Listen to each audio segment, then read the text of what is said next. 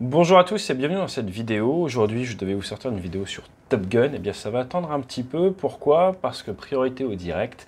Et vous avez été très nombreux à me taguer sur Twitter et pas que pour cet accident qui a eu lieu pour l'anniversaire des 16 ans du premier vol du F-35A.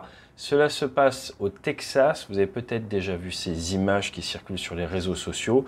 C'était le 15 décembre, donc hier à 10h15 local. Et c'est un F-35B qui appartient apparemment, d'après les premières informations, au fabricant Lockheed Martin qui était en essai, en sortie d'usine, qui a eu un souci que je vous propose de regarder plus en détail dans cette vidéo. Attention, il s'agit d'une réaction à chaud.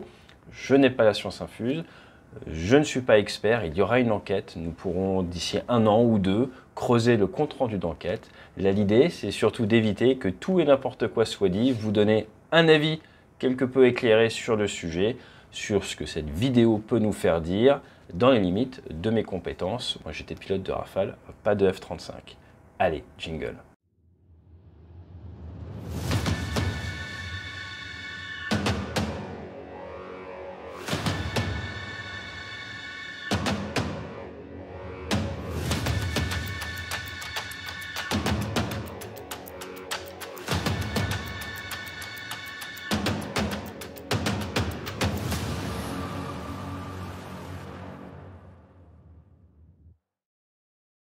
Alors, je ne sais pas si vous avez prévu de mettre au-delà du cockpit sous votre sapin de Noël.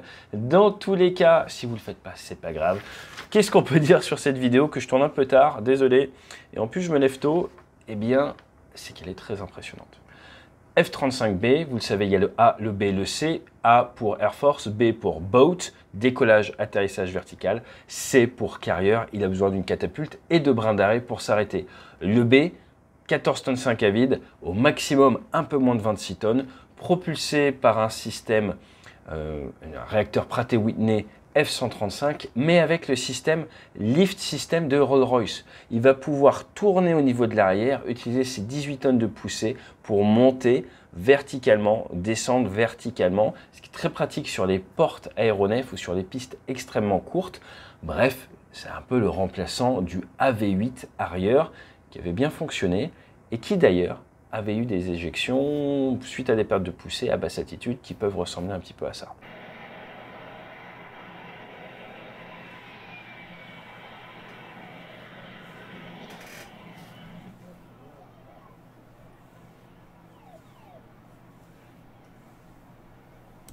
Toujours est-il, Not Lighting 2, sur la base de Fort Worth où sont fabriqués les F-35, filmé comme vous l'avez vu depuis notre source Twitter Doug Duncan.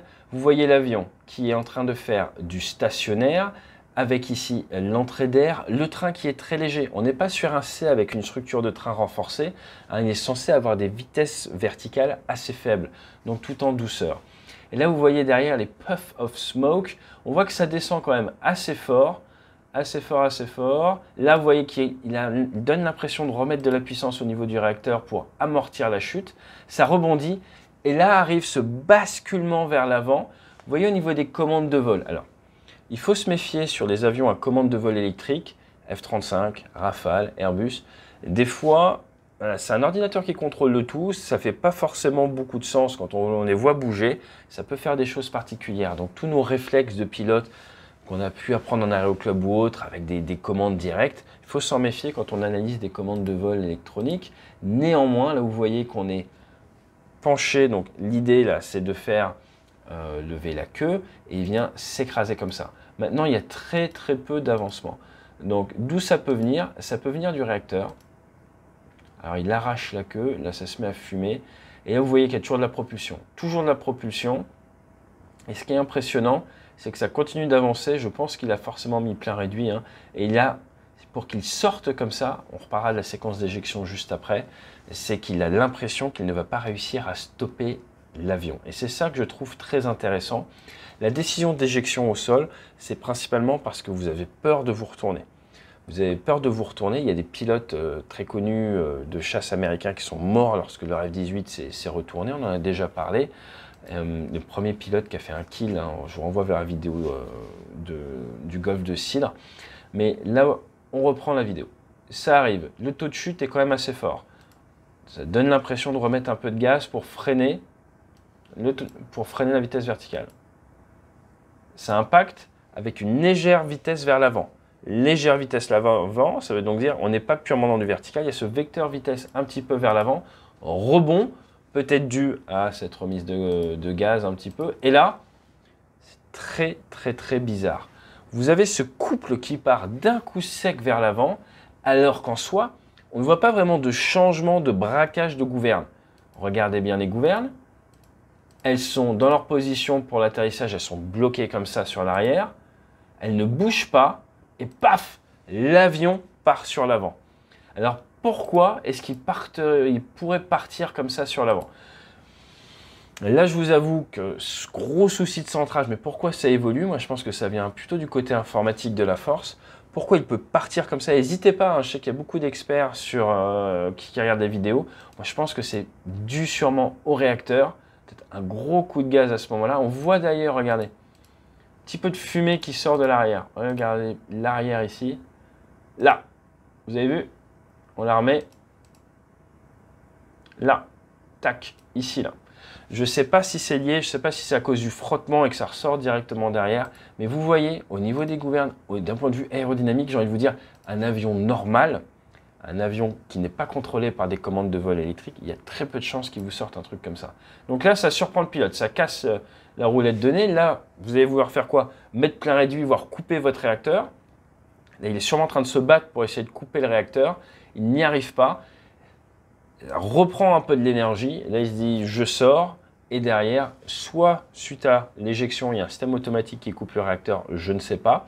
Soit il a réussi à couper l'arrivée de... Généralement, on essaie de couper l'arrivée de pétrole vers le réacteur et ça calme le bestiau. Séquence d'éjection. Martin Baker. On est sur encore une vie sauvée grâce à Martin Baker. Pour la petite histoire, moi, si on s'est éjectable, je ne serai pas là. Non pas pour moi qui me suis éjecté, mais mon paternel. Donc, je remercie Martin Baker. Et là, avec le MK16, ils vont encore faire du très bon travail. Ce sont des sièges 0-0. Vous pouvez vous éjecter à l'arrêt au sol. Et paf, le pilote attend d'être parfaitement à l'horizontale pour tirer. Si vous vous éjectez au sol sur le côté comme ça peut poser des soucis. Surtout, vous voyez la barrière et tout, ça aurait pu être dangereux. Donc, on a le départ.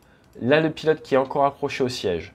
Le parachute qui commence à se tendre, vous avez detach du pilote avec le siège continue et lui n'est pas freiné, le pilote qui est là avec les jambes traînées, vous voyez bien le siège qui part, le pilote qui est complètement détaché, le siège qui part faire sa vie, le parachute qui se gonfle parfaitement, qui vient se remplir, parachute de différentes couleurs.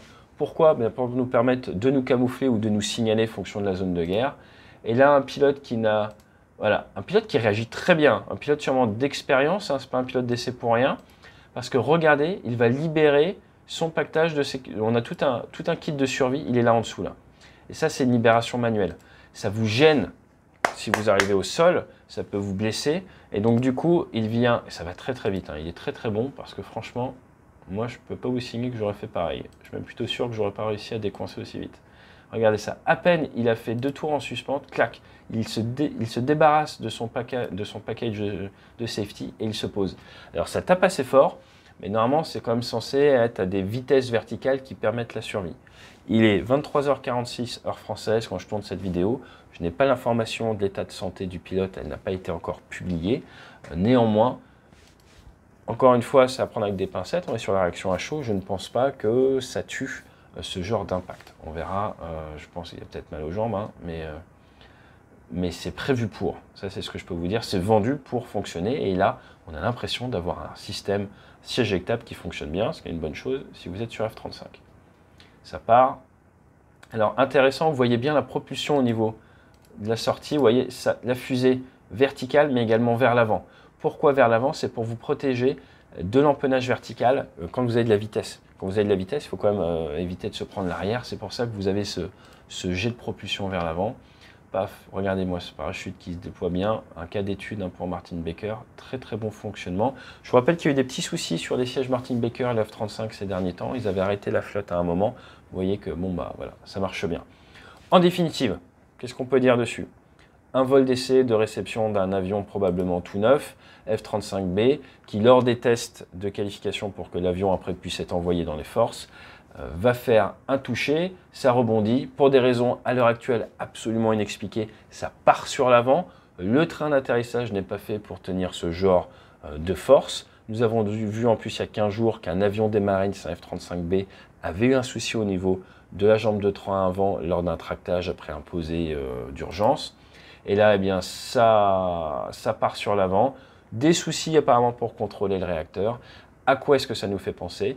Ça nous fait penser au glitch, je cite, au bug système qui était survenu lorsque un F-35 s'était présenté à 200 nœuds, avait posé et après derrière le pilote n'avait pas réussi à reprendre le contrôle de l'avion. Ce dernier ne laissait pas remettre les gaz et il a été forcé à l'éjection. C'était en Floride il y a maintenant quelques années. Dans tous les cas, la décision de sortir, pourquoi ce n'est pas choquant? C'est arrivé à un Rafale Marine lors d'une sortie de piste à Lanby. En tant que pilote, vous êtes formé, s'il y a une sortie de piste, si ça ne se passe pas comme prévu, vous avez une fenêtre un petit peu stable, vous vous éjectez. Il est plus important de sauver le pilote que la machine. Donc ça, c'est un point important. Dans le cas du Rafale Marine, il faut savoir que l'avion avait revolé avant le pilote, qui avait eu un peu des soucis physiques, mais qui a pu revoler, avoir une très belle carrière dans la marine derrière. Donc voilà, c'est tout ce que je pouvais vous dire à chaud sur ces événements. Si vous avez d'autres points de vue, n'hésitez pas à les partager dans les commentaires, je les dirai tous. Le moment critique, c'est là, ça rebondit et paf, il y a ce départ vers l'avant. Niveau de centrage, au niveau de la puissance réacteur, et regardez au niveau là, de l'arrière, voilà, ça ne bouge pas. Donc, est-ce dû à la propulsion? Est-ce dû à des mouvements rapides de pétrole? Peu probable. Les commandes de vol électrique, un peu de tout ça. L'enquête le dira. En attendant, prochaine étape à surveiller, est-ce que la flotte de F-35B est interdite de vol? Oui ou non? Déjà, ça va nous permettre de savoir s'ils estiment, s'ils pensent qu'il y a un souci au niveau du système qui doit être corrigé avant de pouvoir remettre les avions en vol. Et j'insiste, c'est courant dans les flottes d'avoir des soucis, de les découvrir, d'arrêter la flotte, de mettre à jour et de renvoyer les avions en vol. Donc, ne tirez pas à boulet rouge, même si c'est Noël, sur le F-35. Je vous rappelle que le F-35B, premier vol 11 juin 2008, c'est donc un avion qui a à peu près 14 ans. Et comme je vous l'ai déjà dit dans d'autres vidéos sur le F-35, moi je pense que c'est un adolescent boutonneux. Il y a encore beaucoup à apprendre, pas mal de choses à modifier. Tous les avions ont des soucis. Ce genre de soucis, c'est très impressionnant. Et vous voyez aussi la puissance des réseaux sociaux. Maintenant, on voit tout quasiment en temps réel. Et je pense bien que ça va, plus que jamais, motiver les enquêteurs américains à nous faire un bon compte-rendu et nous expliquer ce qui s'est passé pour que toute l'industrie puisse profiter des lessons learned de ce cas-là. Et également, ça rassure tous les utilisateurs de siège Martin Baker, je pense, cette petite mésaventure qui, à l'heure où je le parle, on n'a pas confirmation, mais j'espère n'a pas conduit à mort d'homme. Allez, excellente semaine à vous. Fly safe into the holidays, comme on dit. A très vite pour la vidéo sur Top Gun et d'autres vidéos, notamment une sur l'armée de l'air russe qui est en fin de préparation avec une capsule de lance. A très vite et excellente fête.